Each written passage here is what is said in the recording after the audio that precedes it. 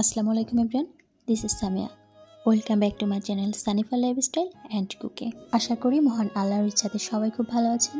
আলহামদুলিল্লাহ, আমিও ভীষণ ভালো আছি। আমার আজকের রেসিপি গরুর মাংস দিয়ে ভুনা খিচুড়ি। খুবই সহজ রেসিপি, এর থেকে সহজ রেসিপি আর হয় না।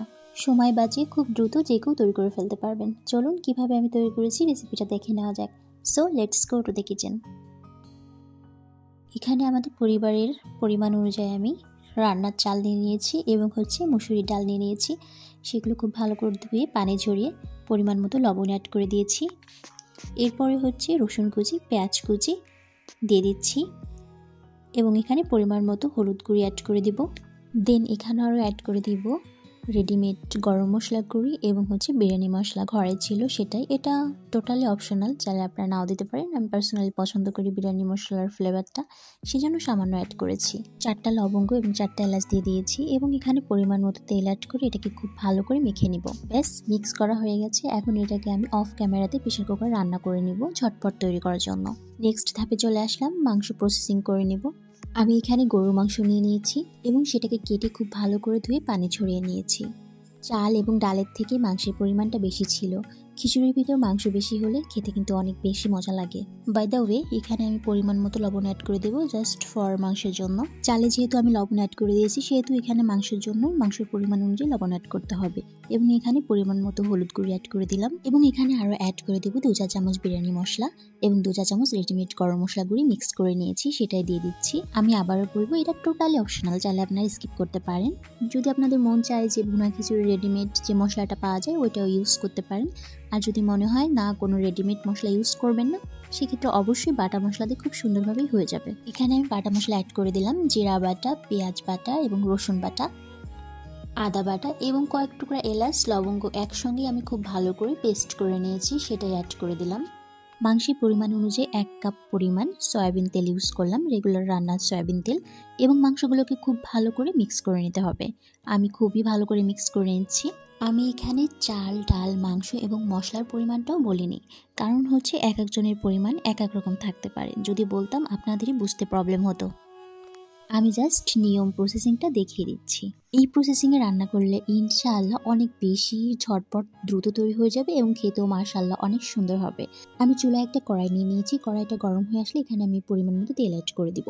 তেল আমি মাংসে ইউজ করেছি এবং এটা চাল ডালে ইউজ করেছি। এই জন্য এখানে জাস্ট পেঁয়াজটা ভাজার জন্য যতটুকু তেলের প্রয়োজন ততটুকু তেল ইউজ করেছি।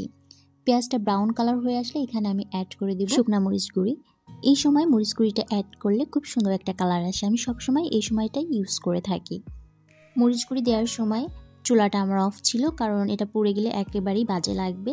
সো এটা কিছুক্ষণ মিক্স করে এরপরে মাংস অ্যাড করে দিলাম। এখন আমি চুলাটাকে অন করে খুব ভালো করে মাংসগুলোকে কষিয়ে নেব। মাংসকে খুবই ভালো করে কষাতে হবে। ওদিকে অন্য একটা চুলায় আমার রাইস রান্না হয়ে গেছে, খিচুড়িটা যেটা আমি ভুনা করব সেটা আমার রান্না কমপ্লিট। এখন মাংসকে খুব ভালো করে ঢেকে তারপর ঢাকনা উঠিয়ে খুব ভালো করে রান্না করে নিচ্ছি। খিচুড়িটা অন্য প্রসেসিংয়েও রান্না করা যেত, বাট আমার কাছে মনে হয় এই প্রসেসিংটা এত ইজি, যারা নতুন রাঁধুনি তাদের জন্য এটা বেস্ট হবে আর পারফেক্ট হয় সব কিছু। খিচুড়িটা রান্না করেছিলাম রাতের বেলায়, এত বেশি মজা হয়েছিল। আর বিশেষ করে শীত থাকলে গরম গরম খিচুড়ি হলে আর কি লাগে। এদিকে মাংস খুবই ভালো করে কষানো হয়ে গেছে। মাংস কিন্তু আমি কোনো পানি অ্যাড করি নাই, মাংস থেকে পানি বের হয়েছে। এরপরে এখানে আমি পানি অ্যাড করে দিব। মাংস সিদ্ধ হতে যতটুকু পানির প্রয়োজন ততটুকু পানি অ্যাড করে দিব আর এটাকে আমি অফ ক্যামেরাতে সিদ্ধ করে নিব।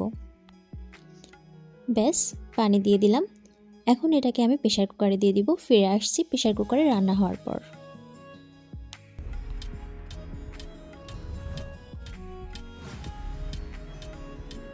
ব্যাস, অফ ক্যামেরাতে প্রেসার কুকারে এটাকে রান্না করে নিয়ে এসেছি। খুবই কম সময়ে আমি করতে পেরেছিলাম। যারা দ্রুত করতে যাচ্ছেন আজকের রেসিপিটা তাদের জন্য অনেক হেল্পফুল হবে। বাই দ্য ওয়ে, যাই হোক, এখানে আমার মাংসটা দেখতে পাচ্ছেন, গরুর মাংসটা খুব সুন্দরভাবে রান্না হয়ে গেছে এবং পারফেক্টলি সিদ্ধ হয়ে গেছে। এখন মোস্ট ইম্পর্টেন্ট যেটা, সেটা রাইস, যে খিচুড়িটা আমি হাতে মাখিয়ে রান্না করেছি। এখন ওইটা এই মাংসের সঙ্গে খুব ভালো করে ভুনে নেব।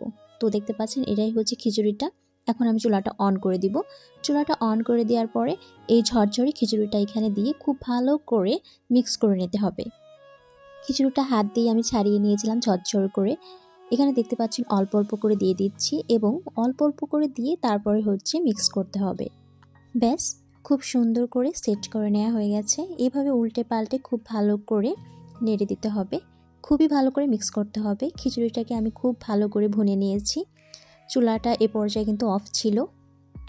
খিচুড়িটা দেওয়ার পরে জাস্ট এটাকে শুধু মিক্স করে নিতে হবে, ব্যাস তাহলেই হয়ে যাবে। ব্যাস খুবই ঝটপট তৈরি হয়ে গেছে এই ভুনা খিচুড়ি, ঝরঝরে ভুনা খিচুড়িটা। আমি যেভাবে রান্না করে থাকি ঠিক সেভাবেই আপনাদের সঙ্গে শেয়ার করেছি। আমার আজকের এই ভুনা খিচুড়িটা আপনাদের কেমন লেগেছে অবশ্যই কমেন্ট বক্সে জানাতে ভুলবেন না। আমার ভিডিওটা যদি ভালো লেগে থাকে তাহলে অবশ্যই একটা লাইক দিতে ভুলবেন না। বাসায় এই প্রসেসিং একদিন তৈরি করে দেখবেন যে বারবার এই নিয়মেই তৈরি করতে মন যাচ্ছে। আজকের মতো এখানে বিদায় নিব। দোয়া করি সবাই সুস্থ থাকবেন, ভালো থাকবেন। আপনারাও আমার জন্য দোয়া করবেন। আল্লাহ হাফেজ। Thanks for watching.